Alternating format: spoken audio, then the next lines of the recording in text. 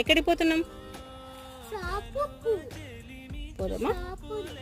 ఎప్పుడు లేనిది నిహిరమ్మ నాకు చాక్లెట్ ఇప్పివా పిన్ని అని చెప్పి నోరు తెరిచి నోరారా అడిగింది. అడిగేసరికి ఇంకా నాకు కూతురు అడిగింది కదా, ఖచ్చితంగా ఇప్పియాల్సిందే అని చెప్పేసి నేను నిహిరైతే స్టార్ట్ అయిపోయాము.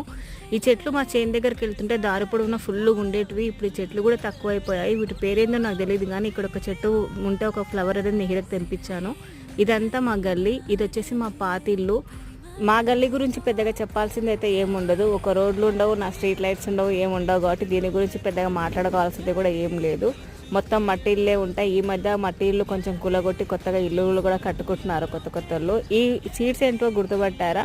ఫుల్ ఆకైతే వచ్చేసింది ఆ సీడ్స్. మా నిహిరమ్మ అక్కడ వైర్ మీద ఉన్న బర్డ్ని గుర్తుపట్టింది.